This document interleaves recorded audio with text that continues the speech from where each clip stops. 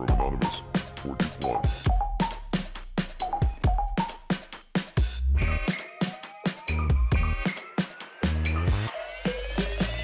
¿Te has dado cuenta la cantidad de noticias que tenemos todos los días en todos los medios de comunicación? Es increíble las horas y horas de emisión de noticias, muchas de ellas repetidas. Es cierto, pero ¿qué es una noticia?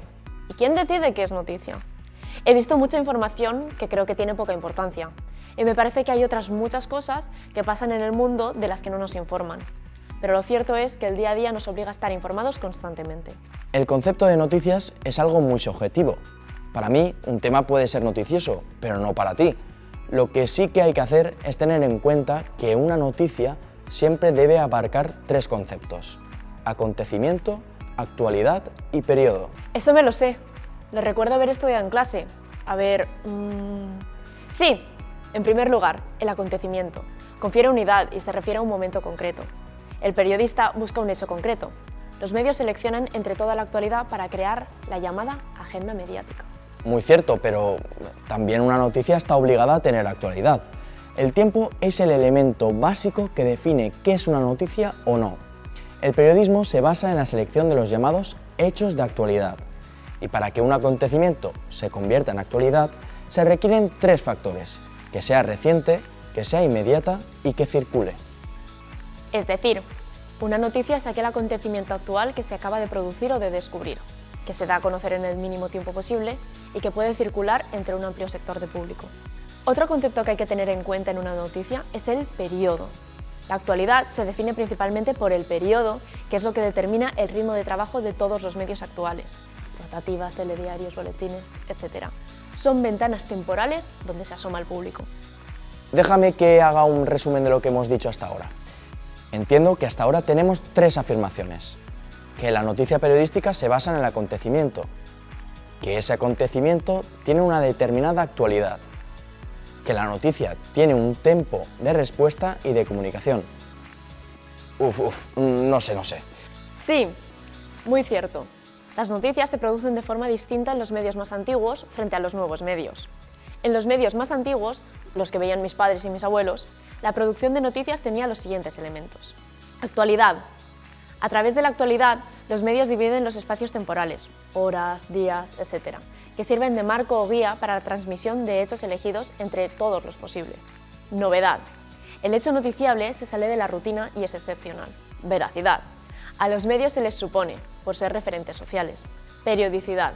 Se presentan ante el público en un espacio fijo en el tiempo. Interés público. Debe servir como referencia, expectativas y necesidades del público en general.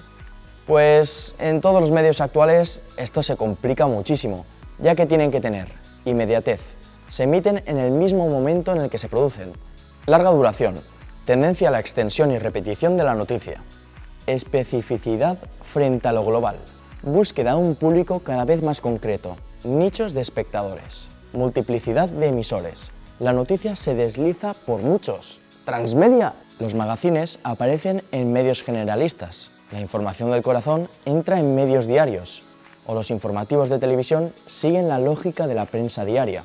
Caducidad de hecho noticioso. No es posible introducir en un espacio de tiempo definido toda la información disponible. La nueva censura es la cantidad ingente de noticias. Hoy nos olvidamos de las de ayer. Los medios ofrecen también servicios de consumo. La noticia se presenta así como un objeto de consumo. Lo cierto es que los medios eligen las noticias teniendo en cuenta muchas cosas: la actualidad, la aparición de personajes famosos, la línea editorial de la cadena, etc. ¿Para ti es noticia que el presidente del gobierno se vaya de vacaciones a la playa? Pues no. La que quiere irse de vacaciones soy yo.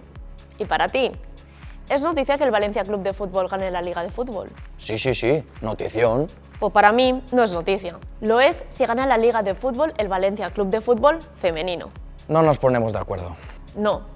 Y quiero que ganen también las chicas del voleibol. En fin, hay noticias para todos y todas. Lo importante es saber consumir noticias y diferenciar las falsas de las verdaderas.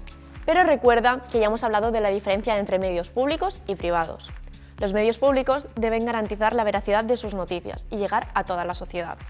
Los medios privados son más dependientes de sus líneas editoriales y todos los días vemos ciertos sesgos. Creo que lo importante es ver todo tipo de información en medios de comunicación distintos. De nosotros depende que estemos o no informados. Hasta la próxima. Hasta la próxima.